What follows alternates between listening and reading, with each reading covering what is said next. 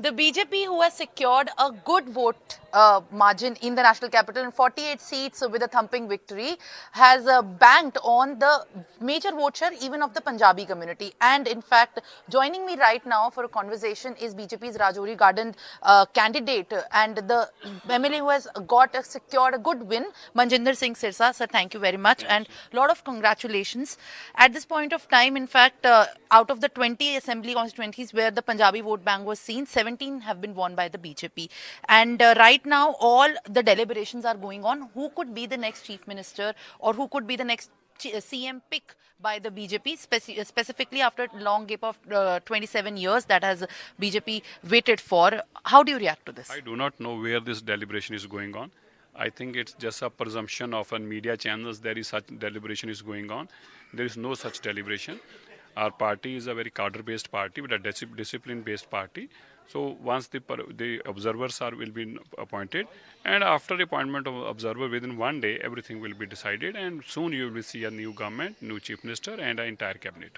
Can the Punjabi vote bank could also be pacified with a pick because your name is also in the race, and even if the race would be dismissed, people to see you as the person representing the community which has given a lot of vote share? First of all, there is no race. Secondly, there is no such way that a community will be pacified or not pacified. Why community has voted to the why we have won 17 seats? Because community has voted in favor of BJP, and the sole reason for that is the work which has been done by our honourable beloved Prime Minister Narendra Modi ji, who has for our community. He always take care of our community, and that is the reason community has been reciprocal, and they have given a huge mandate to our party. As far as the chief minister or minister or any cabinet is concerned, it's a party, it's a high command decision. They will take care of everything, and I'm sure you will see a new cabinet very soon, before 20th of this month. And just after the conviction of the Congress leader Sajjan Kumar, you have also written a letter addressing to Rahul Gandhi and Priyanka Gandhi Vadra, demanding apologies and a request on 3 fronts.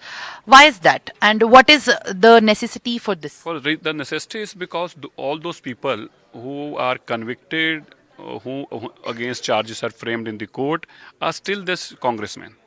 I've requested Rahul Gandhi ji, you have been visiting Sri Darbar Sahib also, you have been wearing turban also, and if your love and affection for community is genuine, then you should immediately take action against those people who are involved in 1984 killings, because after the court pronouncing that they are guilty and the conviction, they have been convicted, and in fact Sajjan Kumar has been convicted thrice.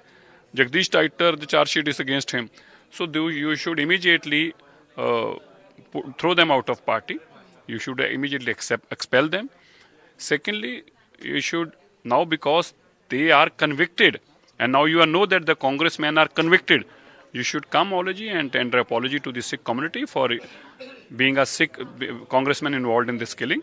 And thirdly, as government of India had made a SIT, and that is the reason that these all are convicted, you should also bring a resolution in the parliament where you must thank the government of India also, and also apprise the people that how those innocent peoples were killed, and you stand sympathy with them. I think if Rahul Gandhi is really in love and affection with the Sikh community and he respects Sikh community, he should come out with a positive aspect.